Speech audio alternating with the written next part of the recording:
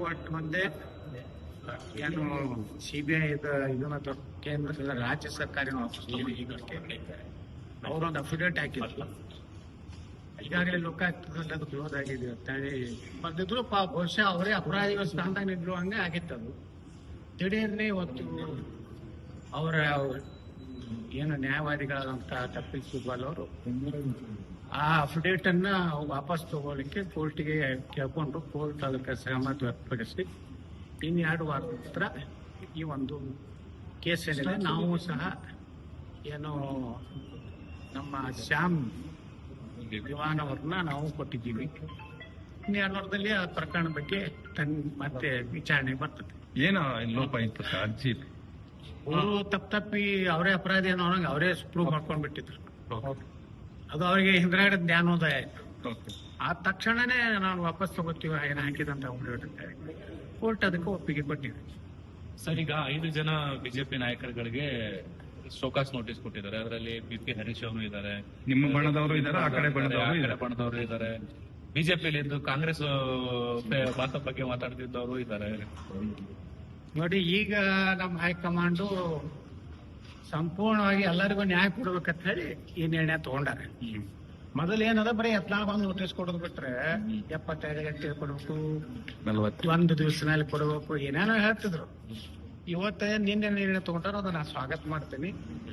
ಇದರ ಜೊತೆಗೆ ವಿಜೇಂದ್ರಗೂ ಸಹ ನೋಟಿಸ್ ಕೊಡ್ಬೇಕು. ಯಾಕಂದ್ರೆ ಪಕ್ಷ ವಿರೋಧಿ ಚಟುವಟಿಕೆ ಅವ್ರ ಮನೆಯಲ್ಲೇ ನಡೀತಾ ಇದೆ. ಯಡಿಯೂರಪ್ಪನವ್ರ ಮನೆಯಲ್ಲಿ ಭಿನ್ನಮತೀಯ ಕೆಲವೊಂದು ಮಾಜಿ ಶಾಸಕರ ಸೇವೆ ಮಾಡಿರುವಾಗ ರಾಜ್ಯದ ಅಧ್ಯಕ್ಷನಾಗಿ ಇಂಥ ಒಂದು ಅಕ್ಷಮ್ಯವಾದಂತ ಅಪರಾಧ ಮಾಡಿದ್ರಿಂದ ಅವ್ರಿಗೆ ಒಂದು ಕಠಿಣವಾದಂತ ನೋಟಿಸ್ ಕೊಡ್ಬೇಕಂತ ನಾನು ಈಗ ಮೋದಿ ಅವರು ಪಿಕ್ ಕೊಡ್ತಾ ಇದ್ದಾರೆ ಬಿಜೆಪಿ ಮುಸ್ಲಿಮರಿಗೆ. ಇದು ಮುಸ್ಲಿಮರ ಓಲೈಕೆ ಅಲ್ವಾ ಅಂತ ಪ್ರಿಯಾಂಕ್ ಖರ್ಗೆ ಕೇಳಿದ್ದಾರೆ. ನನಗೆ ಅದರ ಬಗ್ಗೆ ಖಚಿತ ಮಾಹಿತಿ ಇಲ್ಲ. ಇಟ್ಕೊಟ್ಟಾರು ಬಿಟ್ಟವರು ಇನ್ನ ನಾನು ಕನ್ಫರ್ಮ್ ಆದ್ಮೇಲೆ ಉತ್ತರ ಕೊಡ್ತೀನಿ. ಆದ್ರೆ ನಮ್ದು ಅಷ್ಟೇ ವಿಚಾರ, ಯಾರು ದೇಶದ್ರೋಹಿ ಕೆಲಸ ಮಾಡುವಂತ ಕೊಡಬಾರ್ದು ಅಷ್ಟೇ. ಯಾರೇ ಇಲ್ಲ, ಮುಸ್ಲಿಮರಲ್ಲಿ ಹಿಂದೂ. ಸರ್, ಈಗ ಒಂದು ಸುದ್ದಿ ಓಡಾಡ್ತಿದೆ, ರಾಜ್ಯಾಧ್ಯಕ್ಷರ ಚುನಾವಣೆಗೆ ಎಲೆಕ್ಷನ್ ನಡೆಯಲ್ಲ, ಅದು ನೇರ ನೇಮಕಾತಿ ಆಗುತ್ತೆ, ಅದು ಹೈಕಮಾಂಡ್ ನಾಯಕರೇ ಘೋಷಣೆ ಮಾಡ್ತಾರೆ ಶೀಘ್ರದಲ್ಲಿ ಅನ್ನೋ ಥರದಲ್ಲಿ ಆಗಿ ಅದೇ ನಮಗೂ ಸಹ ನಿನ್ನೆಯಿಂದ ಕಿವಿಯಲ್ಲಿ ಕೇಳಿ ಬರ್ತಾ ಇದೆ. ಅಲ್ಲಿ ಗೋಡೆಯಲ್ಲಿ ಕಿವಿಗಳು ಇರ್ತವೆ, ಅವೆಲ್ಲ ಹೇಳ್ತಾ ಇದ್ದಾರೆ ಆಗೋದಿಲ್ಲ. ಅದನ್ನ ನಾವು ಅದನ್ನೇ ನಿರೀಕ್ಷೆ ಮಾಡ್ತಾ ಇದ್ದೀವಿ. ಹೈಕಮಾಂಡ್ ಇವತ್ತು ಎಲ್ಲರ ವಿಚಾರಗಳನ್ನ ಕೇಳುವಂತಹ ಒಂದು ಹಂತಕ್ಕೆ ನಾವು ಬಂದಿದ್ದೀವಿ. ಮೊದಲು ಹಂಗಿರ್ಲಿಲ್ಲ. ದಿಢೀರ್ನೆ ಯಡಿಯೂರಪ್ಪನ ಘೋಷಣೆ ಮಾಡೋದು, ದಿಢೀರ್ನೆ ವಿಜಯ ಮಾಡಿಬಿಡ್ತೀವಿ.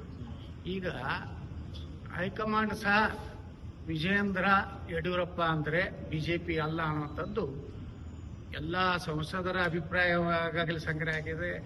ಬಹಳಷ್ಟು ಬಹುತೇಕ ಭಾರತೀಯ ಜನತಾ ಪಾರ್ಟಿಯ ವರಿಷ್ಠ ನಾಯಕರಿನ ಕರ್ನಾಟಕದಾಗ ಎಲ್ಲರದು ಭಾವನೆ ಇದೆ. ವಿಜಯೇಂದ್ರ ವೈಫಲ್ಯ ಆಗಿದ್ದಾರೆ. ಎಲ್ಲರೂ ವಿಶ್ವಾಸ ತಗೊಂಡು ಹೋಗೋದ್ರಲ್ಲಿ ಅವರದು ಸಂಪೂರ್ಣ ವಿಫಲ ಆಗಿದ್ರಿಂದ ಈ ರೀತಿ ಒಂದು ತಡೆ ಸ್ಪೀಡ್ ಬ್ರೇಕರ್ ಬಂದಿದೆ. ಮೊದಲು ಸ್ಪೀಡ್ ಬ್ರೇಕರ್ ಇರಲಿಲ್ಲ.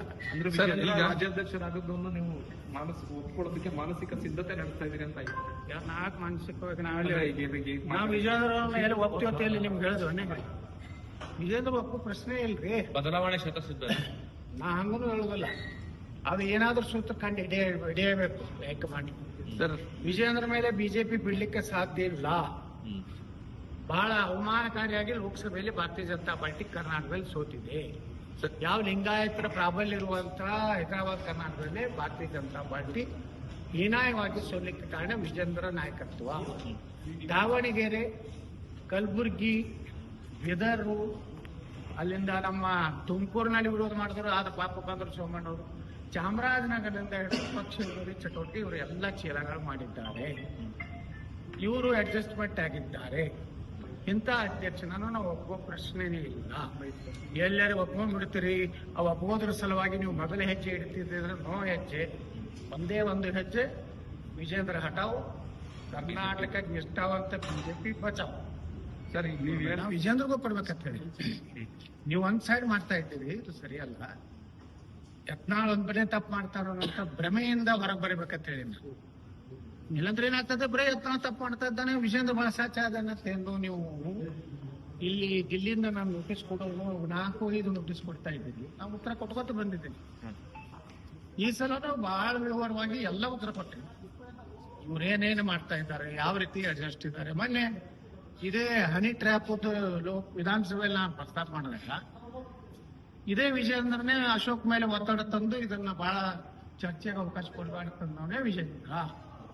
ಇಂಥ ಒಂದು ದೊಡ್ಡ ಅಸ್ತ್ರ ನಮ್ಮ ಕೈಯಾಗ ಸಿಕ್ಕಾಗ ಸಹಿತ ಭಾರತೀಯ ಜನತಾ ಪಾರ್ಟಿ ಸಮರ್ಥವಾಗಿ ಅದನ್ನ ಉಪಯೋಗ ಮಾಡ್ಕೊಂಡಿದ್ರೆ ಅವತ್ತೇ ಅವ್ರು ಯಾವ ಆರೋಪಿ ಇತ್ತಲ್ಲ ಅವ್ರ ಹೆಸರನ್ನ ರಾಜಣ್ಣವರು ಬಹಿರಂಗಪಡಿಸ್ತಿದ್ರು.